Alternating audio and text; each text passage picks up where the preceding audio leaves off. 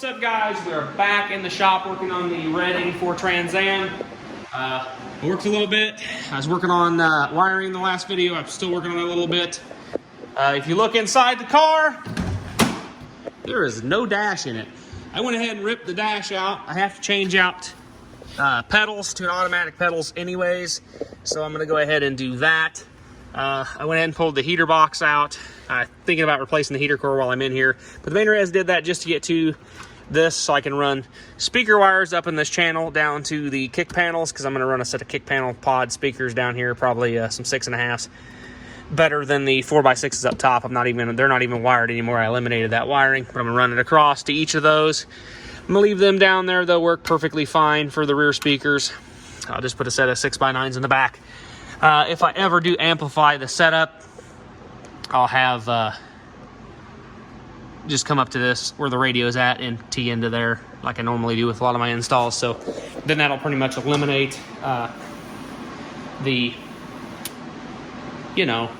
stuff. It'll pretty much just eliminate the factory part of the harness, because I like to keep it kind of maintained similar to factory. I'm also going to put a remote start and a keyless entry in this car.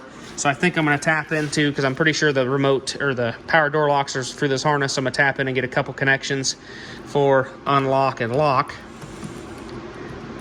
So I'll probably try that. Somewhere this thing should have I think is it a relay for that? I don't know. I'll have to see. But yeah, I'll have to see how that works. I can apply power to one, cause it to lock and unlock. But yeah, over here is the dash. I went ahead and pulled all of that wiring out. That's all electronic spark control, the original cruise control wiring, all that stuff is down there. I went ahead and I marked these wires, all these here, for the remote start. The power accessories, both of them are right here. The ignition hot and the crank start. Most of the accessories and the crank start I can get inside the car. I don't have to T-tap these wires. Actually, if you follow a lot of these accessories, they go back into the fuse box, and there's actually unpopulated pins I can run a wire in and just crimp it, and I'll be able to run that right to the remote start, and I can just power that there, and I'll have to cut and splice any wires. With one exception, the coil wire, which is the ignition key hot. This runs directly from this ignition switch through the loom and out to your key hot where your original distributor was at. That's going to be running the LS under the hood. It's going to go right to the key hot on the LS side. So I'm going to have to come back in here somewhere and tap into it. And I think it's this wire actually right here. Yeah, it's this one right here. I have to tap into it and then run a wire back there. For the starter, I'm going to run it to this yellow wire. This is pre-neutral safety switch, park neutral safety switch. We're going to use this plug here because it's an automatic car. It has the provision for the manual clutch plug. I believe all the cars have this in them. This is just tucked up underneath and zip tied somewhere if you have a automatic. And all the manual cars have the automatic plug for your shifter. Yeah, there we go. But yeah, it has the plugs for that. So I'll plug it in the yellow, so then it will not crank when it's in gear, but will crank when it's in park. So you'll have some safety precaution there. While I had that out, I did repin the cluster to the 88 cluster, tested everything out, even grounded a bunch of the sensors like the oil pressure gauge, pegs out at 80 when it's just an open circuit, ground that out, went back to 0. Temperature, it says it's 0, you ground it out, it goes to 260. Fuel gauge pegs out at full, you ground it out, it goes to empty. So them worked, the volt gauge worked, all the indicator lights up here worked, dash lights worked. I don't know about the tach and the speedometer. We'll have to see when we get them in the car if they'll work or not. I don't know. I really don't have a way to test those. Got some more wires to remove. These out. I got to remove these out of the harness. They don't need to be in there going down there. I got to clean up the radio wiring. So yeah, I'm gonna clean up everything, test tape everything, get it back to where it's supposed to be, clean the dash up a little bit, pull them speakers out, and then get it ready to go back in the car. Because once it's in the car, once I switch out the pedals and then get it back in the car, I finished up the under hood wiring. Then we can do other stuff, like I got the accessory bracket stuff we're gonna work on too. So we'll get all of that stuff back in the car and just get a bunch of other stuff test fitted and done. Then I gotta pull the engine back out to do fuel lines, drop that broken bolt, put the new motor mounts in, and get that back in there with the cross member and everything, so we know where all that is and everything, the new valve covers, run all the wiring, that stuff, and then we can just get it hopefully where it'll start and I can move it. And I got stuff coming for exhaust, so hopefully we can get an exhaust and get that on it too. Get all that stuff done, then we'll go through the brakes and whatnot, and we'll just keep trucking along to hopefully where we can make it where it'll start, run, and drive, and I can put some miles on it, make sure it's good before I blow it all apart again and start the paint process. So that's my plan. It's gonna set in this state for a pretty good chunk of time. I want to put a couple thousand miles on it before I actually tear it back apart and paint it. So, you know, that's how it's gonna work anyways. So yeah, catch you guys on in a second when I make a little bit more progress with this harness. All right, guys, it is back to pretty much in third gen dash. Got all the ducking and stuff back in. Got all the harness tested, taped. Got the clutch safety switch tied back because I don't need that no more. I got to put a OBD2 end on these wires. I got to put a plug on this end for the radio wires. And I've got all these. These go up to the under the hood. I'm going to use one of these. I bought pins for these. These are the GT150 Metro Pack. See, I'll put that on the end there. That'll make that. We're going to plug that. And all the wiring under the hood of the car can come out with the engine. So you'll be able to unplug the main bulk connector here and that plug inside the car and feed it back out. Your cruise control will be disconnected, all that stuff.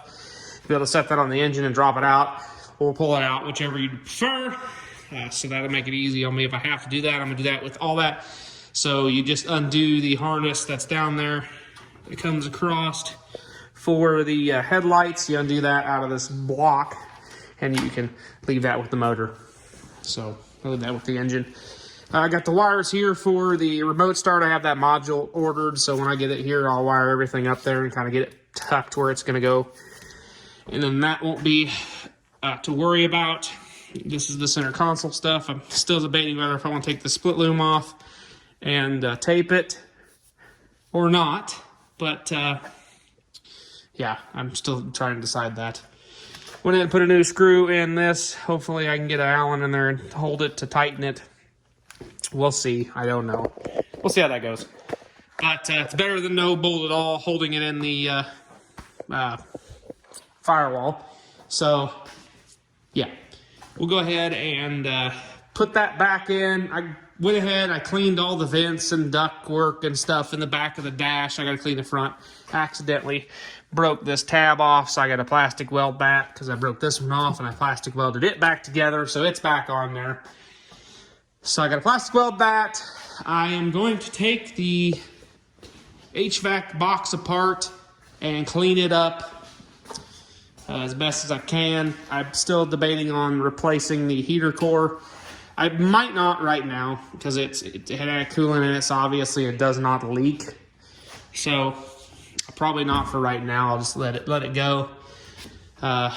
Just clean everything up in it, get all the chunks and stuff out of it that's from that foam that deteriorated and fell down. But I'm gonna go ahead and do that.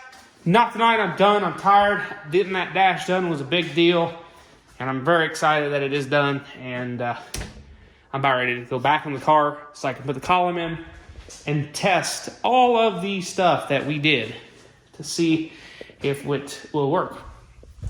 And to actually have a functioning steering column in this car, unlike the way I got it. So, alrighty guys, we'll catch you guys in 1 second when I got a little bit of an update. Well, it's been a few days since I last filmed that part. I did get the CompuStar 920S remote start keyless entry set up. I got that all wired in now. Everything's good there. The only thing I have is this little extra wire coming back here for the 2 ground triggers for the door locks, which I will have to convert to positive triggers with a couple of relays. And then I went ahead and ran the wire for the hood pin, which I'll probably put an end on it and then run a wire up to the hood and mount the hood pinned up under the hood somewhere. And it'll be, the remote start can be kind of its own little harness. It won't need to come out with the car. But going back over to said car, it doesn't have front wheels on it no more. I actually cleaned the master cylinder out and tried to bleed brakes. To make these brakes work, I'm going to need to replace the lines at least. I did crack both the front lines loose. They did come loose. This back line, or this back caliper here, does get fluid to it pretty easily. So I would think this brake probably works. Questionable at best on the other side, though, because I can hardly get any fluid out of it. So I'm sure it needs a line, and then probably the line that goes to the rear end anyways probably needs replaced anyways. But I got to thinking about the brake situation on this car. In the white car, I want to put 18-inch Firehawk wheels on it. And the replica wheels. And I want to do coilovers. What else? Coilovers, tubular A-arms, all that jazz, all that fancy stuff to that car. And kind of make it maybe like an autocross track car. Well, I already bought the Willwood upgraded calipers and slotted and drilled rotors for that car, along with wheel bearings and seals and stuff. I already bought that stuff. If I'm putting the 18-inch wheels on that car, I'll probably should run bigger brakes. I might as well. I got the space with them wheels. So I might as well use the Willwood brakes and rotors and bearings in this car, being this car is going to have a little bit of healthier power plant than stock, obviously. So I definitely want it to be able to stop good, so I'm going to go ahead and put the Willwood calipers on the front. I'm not really going to worry about cleaning anything up or anything. I'd probably change out the rotten tie rod ends, or not tie rod ends, the rotten sway bar bushings, end links there, because they're just gone. I have some, so I'll probably just throw them on it too. I'll put the slotted rotors and brakes on it. If I do have to do anything to the rear brakes, which I'm sure I'm going to other than the hose, I will probably just buy a rear brake disc kit for one of these rear ends and just run them, because these calipers are too damn expensive to find. They're hard to find and they're expensive when you do find them, so because they're an early brake and they're just kind of odd. Or I might find a later set of 3rd gen brakes and put on it. So yeah, that's what we'll probably do there. But yeah, we'll go ahead and probably put new, like I said, new bearings and that and everything. Repack the wheel bearing, well, pack the new bearings and just put all the new stuff on here. Then I at least know it'll have good front brakes and stop. I got the fuse block kind of clamped up here right now. I got all the wiring, well, not all of it except 4 wires back that hooks from this plug that goes up to the fuse block to the fuse block for the engine ran. And I also got the air conditioning trigger that runs over to the air conditioning over there, and all of the hot wires that are going to run over to some fuses over there and go to the battery. So I have to run these 4 wires in. They go in and hook into this plug-in right here. So they'll run in the car and be pinned into that. And then I got a whole little batch of wires here that I won't use. They'll get kind of probably pinned up, tied up, and hid. They're just extras. This blue one's for a transmission temperature sender that I was planning to use for this harness when it was going to go in my K5. So I'm not going to be using that in this car, I doubt. I got the tow haul pin 71 button. I'm not going to be using that in this car either. And then I have the alternator lamp that runs clear into there. I'm not using the alternator lamp wire, so I don't need to excite that wire because the computer is going to excite that wire, or excite that alternator. So, and then the oil temp. I also was going to run an oil temp on the K5, and I'm not going to run that on this car either, even though I'm going to tuck the wire up out the way, and I'll have it, so if I ever do want to add an oil temperature sensor to this, I can. So I can just drill and tap the oil pan and put a sender in it. But I don't plan on that. So I also went ahead and pulled out all the stuff for, you can see the clutch master down in there. I pulled that out. I made me a little block off plate. You really probably can't see it, but it's down there. It works pretty good. It's got some butyl sealant in it, so it shouldn't leak, hopefully. I also got the brake pedal in for the automatic. So, oh, and that actually does something. I need to cut the cable down a little bit, but the throttle works, so that's good. I also got the chunk of floor cut out and the hole drilled for the automatic shifter, so I'm probably going to put this on like this.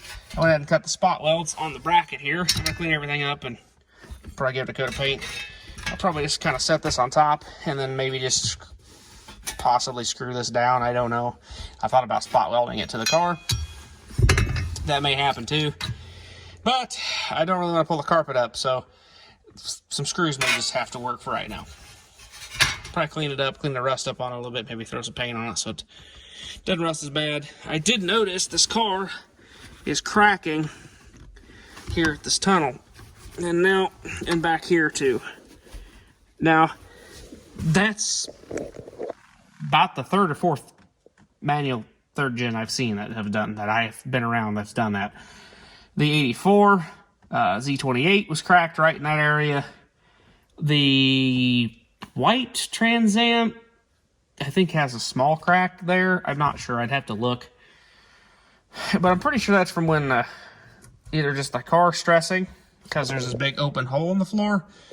And I'm not wondering if that's part of it, or if the drive shaft come up and beat on the tunnel or something. I don't know. But I'll address that when I do the whole pull it apart and painting and everything. So, yeah, at least we're kicking forward a little bit. I do need to get the cable and stuff out of the parts car so I can mount it on the transmission when this transmission gets pulled out. This engine and trans is about ready to get pulled out again. We'll get it pulled out so I can get that bolt drilled out and change the motor mounts. Do all the transmission cooler lines, get them made and up front here. Make me a line for the fuel line. Yeah, I put the heater box back in there for right now. Just held them by a couple screws so I can simulate how the wiring is going to work. So I'll go ahead and pull that back out again because that'll just be easier to have that out of my way to pull the engine. So, and then to pull this, I'm going to pull the harness off to the side this time. But when I actually put the car back, or the engine back in the car, the harness for the transmission is going to be ran down the back and hooked up to the transmission. The transmission will all be plugged in and ready to roll, so then I ain't got to fight with that. So that's the same way the fuel line will be ran down, and that'll all be ran down and just kind of dropped and hanging down there for the ready to go to the tank. I did order an EFI tank and a sender. I haven't ordered a fuel pump yet. I still need to. I'll probably just get a Walbro, what is it, GS 340. It's like a 255 liter per hour pump. It's what I've used in the Trans Am. That's what I've got in the 83 K10. And they seem to be really good pumps. So I'll probably order one of them for this. I might order two because Kenzie's pump died just sitting there. I need to check the relay and make sure it's not a relay connection problem or something. So I may actually, if I get some time, I may air up a tire on her and get her pushed out and bring her over here and kind of jack it up and look. And just make sure no wires have been chewed through by mice, because, you know, that's the thing. And make sure the relay's working.